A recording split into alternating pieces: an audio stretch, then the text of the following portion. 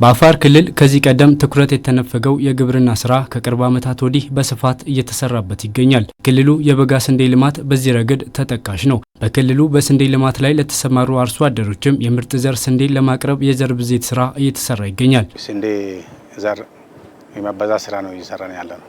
እኛ ዘርን ነው የምናባዛው። በይሄን ያክል ሄክታር ይሄን ያክል ኮንታል እናገኛለን ብለን ነው እየሰራን ያለ ነው።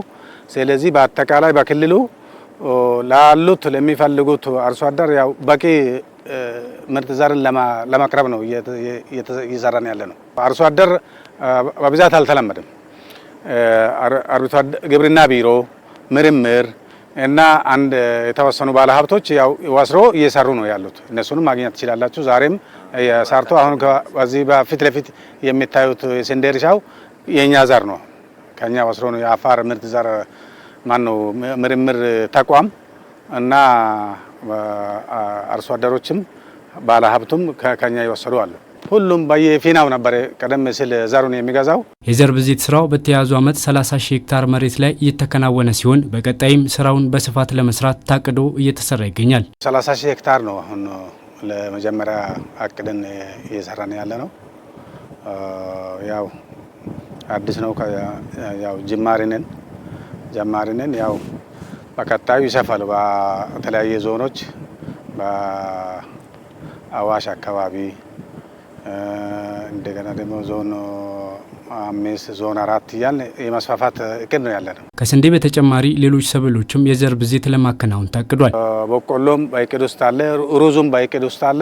እንደዚህ አይነት ነገሮችን ነው በየተለያየ ቫራይቲ ለማባዛት ነው አሁን ፍላጎታችን ማለት ነው። በተያዘው ዓመት በክልሉ 149 ሺህ ሄክታር መሬት በዘር ለመሸፈን ታቅዶ የተሰራ ሲሆን ይህም ኢትዮጵያ ለጀመረችው በምግብ ራስን የመቻል ውጤታማ ጉዞ ወሳኝ ሚና ይጫወታል።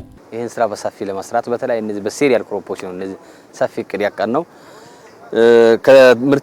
ከተረጂነት ወደ ምርታማነት በሚለው ርዕስ የሚሰሩ ስራዎች አሉ።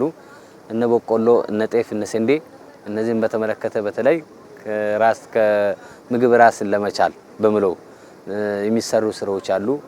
እስከ መስሪያ ቤት ድረስ የሚሰሩ ስራዎችም አሉ። እነዚህ ራሱ ክልሉ የሆነ አደጋ ቢደርስበት ኢመርጀንሲ ቢደርስበት ራሱ ሪስፖንስ እንዲመልስ የራሱ ምላሽ እንዲሰጥ የሚሰሩ ስራዎችም አሉ። በሰፊም የተቀረበት ምክንያት እነዛንም ታሳቢ አድርጎ ነውና አጠቃላይ እንደ አገር ትልቅ ሚና ይጫወታል ነው። ይሄ እኛ የምንሰራቸው ስራዎች በተለይ ይሄ ከምግብ ራስን ለመቻል በሚለው ርዕስ ላይ ከተረጂነት ራሳቸውን ለማላቀቅ የሰው እጅ ከመጠበቅ ግንዛቤ ወስዶ አንድ ሰው መስራት ነው ያለበት በሚለው ዓላማ እየተሰሩ ያሉና እንግዲህ እንደ ሀገር ደግሞ ትልቅ ሚና ይጫወታል ብለን እንጠብቃለን ነው።